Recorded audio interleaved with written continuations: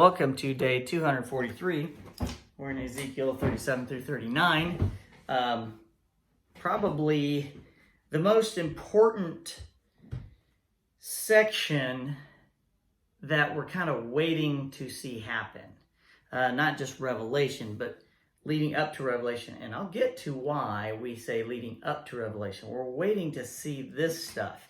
And it's talking about Gog in the land of Magog. Okay? So let's just start with some basic things here. In Ezekiel 37:1, it's talking about Ezekiel being taken in the Spirit. The Lord took hold of me, and I was carried away by the Spirit of the Lord to the valley filled with bones. Same thing with Revelation 4:2. It's talking about John being taken in the Spirit, sees the door open in heaven. So the dry bones, what are we talking about for dry bones? Verses 4 through 14 in chapter 37. I'm not going to read this whole thing. There's some things that I need to point out. Just in general. Then he said to me, speak a prophetic message to these bones and say, dry bones, listen to the word of the Lord. This is what the sovereign Lord says. Look, I'm going to put breath into you and make you live again. And that's what happens. They've been exiled for 2,500 years, and they finally get to come back. 2,500 years. They're just dry bones. And let's go. You know, May 15th, 1948, they got their land back. And they after World War II, and they're coming back to Israel on the shoulders of soldiers and riding on the sides of, military vehicles and just walking and carrying things in wagons. A crazy thing. But is that the time it's talking about? And that's the gray area. I think bringing people back into the land of Israel is not a moment. Okay? When Christ comes again, he brings all of us with him. He brings people that are here on the earth into Israel, but not all at the moment. And the 1,000-year reign starts, and people come finally to Israel that are in the rest of the nations. So it's a process of that happening. So the dry bones is just saying, hey, finally, you get to come back in here, you bunch of old dogs, and I'm going to put a new spirit in you. That's what we're talking about when it talks about the valley dry bones. And then we talk about Christ, 37:21 and 22. And give them this message from the sovereign Lord. I will gather the people of Israel from among the nations. I will bring them home to their own land from the places where they have been scattered. I will unify them into one nation on the mountains of Israel. One king will rule them all. No longer will they be divided into two nations or into two kingdoms. Okay, so you kind of keep reading the very next paragraph. We have another King David sighting, except he's not going to be king, he's going to be prince. Verses 24 through 28. My servant David will be their king, and they will have only one shepherd. Further on down, and my servant David will be their prince forever. So you can go back to Ezekiel 34:2 and 3. That says the same thing. David is mentioned twice in here about being our prince at that time, which means, wait a minute, David's dead. Oh, wait a minute, he's coming back with Christ just like we are. What a wonderful, awesome thing that's gonna be. So something to look forward to in that. And then we finally get to chapter 38 and 39, which is really about Gog and Magog. So let's take just a little time to make sure you remember that you've already read about this. Okay? If we go back to Genesis, I need to find my sheet. So yes, you should make not another list. You should make a page of notes just for Gog and Magog. And there's not much on here. You can just put it in your notes that you already have. But I wrote down a whole bunch of verses here, and I'm going to go over a few of them. So we go back all the way to Genesis chapter 10 and 2 through 20. You could just read a little bit here and get enough, but it's important to note certain things. We're talking about the descendants of Japheth. I'll read verse 2 first. The descendants of Japheth were Gomer, Magog. So we're talking about Gog of Magog. Gog is the ruler of Magog. Madai, Javan, Tubal, Meshech, and it goes on, Togarmah, and Tarshish. Those are all, and there's other names there. These are all descendants of Japheth. The descendants of Ham, Cush, Mizraim, Put, Canaan, Mizraim, it was the ancestor of the Ludites, Anamites, Lehabites, Naphtuhites, Pathrusites, Casluhites, and the Caphtorites, from whom the Philistines came. You have Canaan, which is the descendant of Ham, which you have Hittites, Jebusites, Amorites, Girgashites, Hivites, Archites, Sinites, Arvadites, Zemarites, and Hamathites. This is the whole Arab area, not just the ones I've mentioned, okay? And in Cush is a descendant of Ham, came Nimrod, who settled, he built his kingdom in the land of Babylonia, with the cities of Babylon and all these other ones. Assyria expanded its territory to Assyria, Nineveh. These are all names of these lands that are very famous, especially Babylon, as mentioned multiple times. But if you remember, all these ites, these people, they settled, and that's what these people's land names became. So Magog is a land.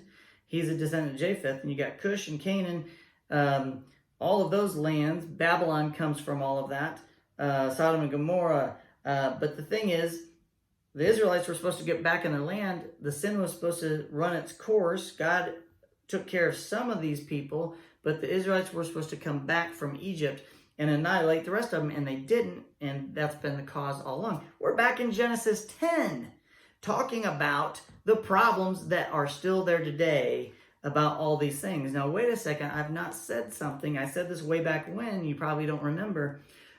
Who was Ham? So what? You have all these problems. Who was Ham? Well, if you remember Noah's sons in Genesis 9, Noah got drunk, and Ham came out and made fun of him because he was naked, and his brothers Japheth, who we talked about, where we get Gomer, Magog, and Tubal, and Meshech, and Tarshish, Togarmah, Japheth and Shem, the lineage of the blessed line through Shem, Japheth and Shem, the two brothers of Ham, walk backwards with a cloak and put it over their father Noah. Noah wakes up and he curses the descendants of Ham. Okay? So, what does that have to do with Magog? Just telling you where Magog, the land of Magog, come from Japheth.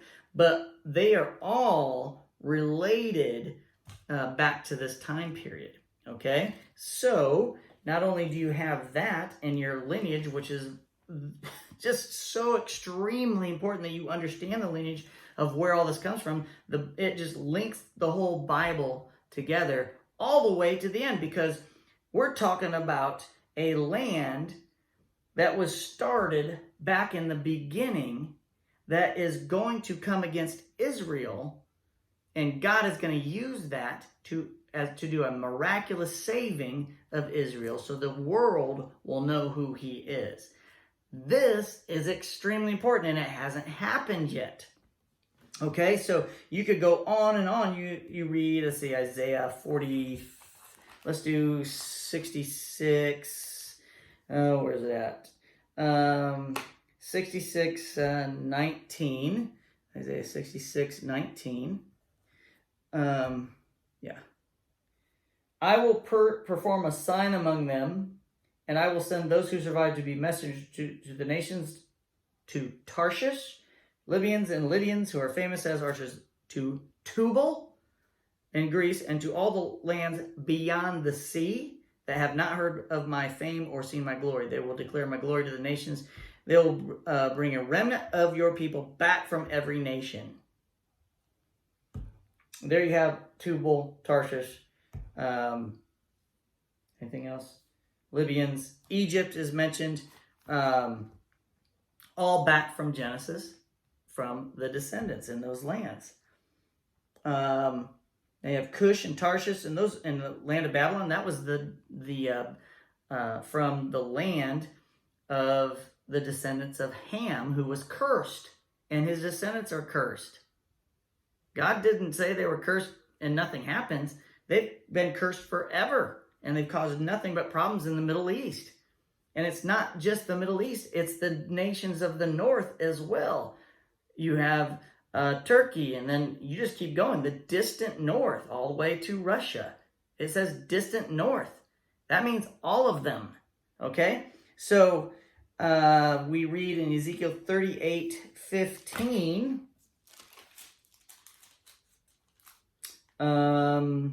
You will come from your homeland in the distant north with your vast cavalry and your mighty army, and you will attack my people Israel, covering their land like a cloud. At that time, the distant future, I will bring you against my land as everyone watches, and my holiness will be displayed by what happens to you, Gog. Then all the nations will know that I am the Lord. Back up. Go to Ezekiel 27. 10 through 14. There's so much in this. And this was part of learning about the land of Tyre. And it's gone now. But in verse 10, men from distant, where? Persia, Lydia, Libya. Those are the things we talked about just a second ago. Served in your great army. Verse 12. Tarshish sent merchants to buy your wares in exchange for silver, iron, and tin and lead. Merchants from Greece, Tubal and Meshech, brought slaves and articles of bronze to trade with you. From Beth Togarmah came riding horses, chariot horses, and mules, all in exchange for your goods. Merchants came to you from Dedan. Numerous coastlands were your captive markets. Coastlands, distant nations. They brought payment in ivory tusks, and ebony wood. Egypt, southern nations. Syria sent merchants to buy your rich variety of goods. They traded turquoise, purple dyes, embroidered fine linen, and jewelry of coral rubies. Judah and Israel traded for your wares. So Judah and Israel were even part of all of this. And Damascus and Dedan, and it goes on. Haran, Cana, Eden, Sheba, Ashur, and Kilmah.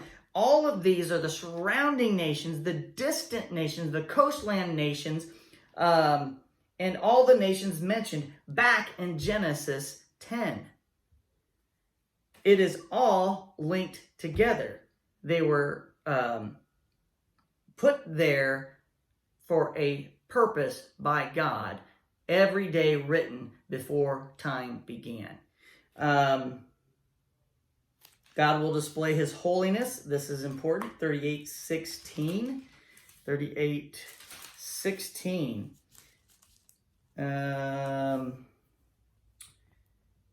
And you will attack my people Israel, covering their land. We've already read this. In the distant future, so that I can show my holiness.